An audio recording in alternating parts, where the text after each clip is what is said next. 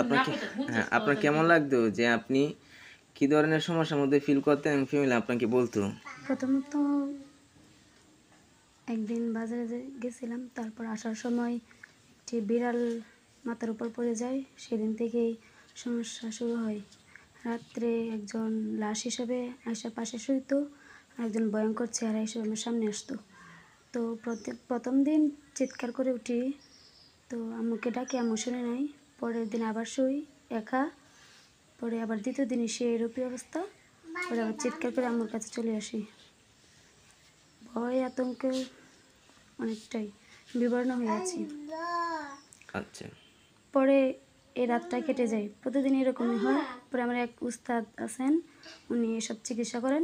পরে উনি অনেক কিছু দিয়েছেন। তো কয়েকদিন ভালো ছিল, ভালো যাওয়ার পর আবার এরকমই হয়।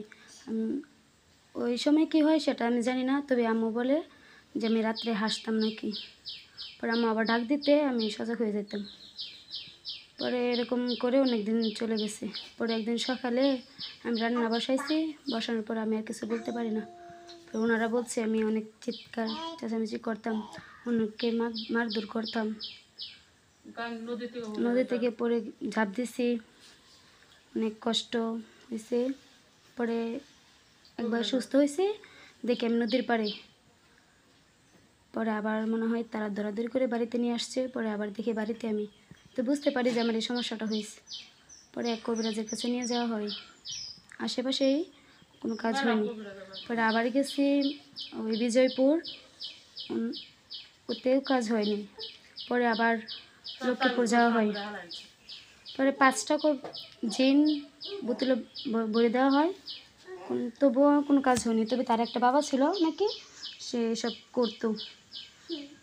পরে অনেক কষ্ট হইতো যখন। পরে উনি একটা মেডেল দিয়েছেন, মেডেল দেওয়ার পরে আলহামদুলিল্লাহ মোটামুটি সুস্থ ছিলাম কিছুদিন। পরে আবার শুরু হয়, তবে আমার শরীরে হাজিরে আমার জ্ঞান থাকে, তবে দম আটকে যেত, অনেকক্ষণ থাকতো, 15 মিনিট 20 মিনিট। পরে আবার এর আগে চুলকানি আসতো শরীরে, পরে বেহুশ নাকি হয়ে যেতাম। তো উনি ওই কবিরাজে বলছে মারধর করার জন্য, মারধর করতে তো আমি বলতে পারি না। মানে আপনার আসলে ব্যথাঘাত করার জন্য? যখন মানে আপনার এরকম সমস্যা হয়, যেমন আপনি অজ্ঞান হয়ে যান বা চুলকানি উঠে হাসেন, এই সময় বেদ দিয়ে আঘাত করার জন্য বলতো? আচ্ছা। চুলকানির সময় না, আপনার অসুস্থতা মধ্যে আপনাকে কোনো কবিরাজ বা কোনো রাকি মুতাব্বির বা আপনার ফ্যামিলি মেম্বার কেউ বেদ দিয়ে আঘাত করেছিল এরকম কিছু মনে আছে? জি না, মনে নাই, কিন্তু আঘাত করছে নাকি? ওনারা বলছেন নাকি আঘাত করছে অনেক, তবে পরে ব্যথা আসতো শরীরে, পরে ব্যথা আসতো। পরে এটা চলে যাওয়ার পর আবার ওই কবিরাজের কাছে যাওয়া হয়। হুম। পরে উনি আবার চিকিৎসা শুরু করেন, তবে কোনো কাজ হয়নি। তো মোটামুটি ভালোই ছিলাম, তবে আগের মতো ওরকমটা করতাম না। পরে শুধু দম আটকেলতো বলতে অনেকক্ষণ রাখতো, 15 মিনিট 20 মিনিট, অনেক কষ্ট দিত, গলার মধ্যে কে জানি ধরে রাখতো এরকম মনে হতো। পরে আবারও যাওয়া হয়, কিন্তু উনি কোনো কিছু করতে পারেন না। পরে ওনার কাছে আসছি, আসার পরে উনি চিকিৎসা শুরু করেন। আলহামদুলিল্লাহ এখন চিকিৎসা শেষ মোটামুটি পর্যায়ে। আলহামদুলিল্লাহ এখন সম্পূর্ণ সুস্থ মনে হচ্ছে আমার কাছে। আলহামদুলিল্লাহ। তো যাই হোক, আপনারা শুনতে পারছেন বর্ণনাগুলো কতটুকু দুঃখজনক ছিল এবং কতটুকু কষ্টকর দিনগুলো ছিল। তো আলহামদুলিল্লাহ, সুস্থ করার মালিক একমাত্র আল্লাহ তাআলা। কোনো মানুষ সুস্থতা দিতে পারে না। আমার জায়গা থেকে আমি সর্বোচ্চ চেষ্টা করেছি, আল্লাহ তাআলা আমার চোখের সামনে সেই চেষ্টার বদৌলতে আমাকে যেটা দেখাচ্ছে, তো আল্লাহর কাছে শুকরিয়া। তো সবাই দোয়া করবেন যে যাতে দৈনন্দিন জীবনে বোনটা সুস্থ থাকতে পারে, ভালো থাকতে পারে। আর আমরা পূর্বে অনেক সাক্ষাৎকার নিছি না, তো আলহামদুলিল্লাহ এখন থেকে আমরা সাক্ষাৎকার নিব। তো আমাদের কাছে অনেকে উপকৃত হচ্ছে, অনেকে হয় না, কারণ সুস্থতার মালিক তো একমাত্র আল্লাহ। যাকে আল্লাহ সুস্থতা করবে সে উপকৃত হবে, আর যে সুস্থতা হবে না তাহলে বুঝতে হবে সে আমার মাধ্যমে সুস্থতা হবে না।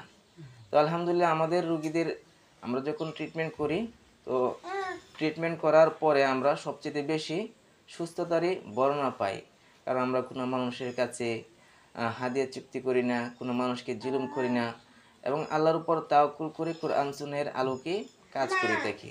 আল্লাহর কোরআনেও বলছে যে ওয়ানুনাজ্জিলু মিনাল কুরআনি মা হুয়া শিফাউন ওয়া রাহমাতুল লিল মুমিনিন ওয়ালা ইয়াজিদু যালিমিনা ইল্লা খাসারা।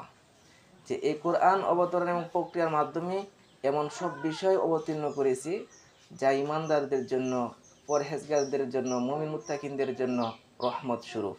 ওয়ালা ইয়াজিদু যালিমিনা ইল্লা খাসারা, যে জালিমদের জন্য ক্ষতি বিনে আর কিছু বৃদ্ধি করি না। তো এই বোনটার শরীরে জালিম জিন ছিল, আর আমরাও জালিমদের বিরুদ্ধে আমরা লেগেছি। তো আল্লাহ সুবহানাহু ওয়া তাআলা তাদেরকে পছন্দও করে না, আর তারাও কখনো সফলকাম হতে পারবে না।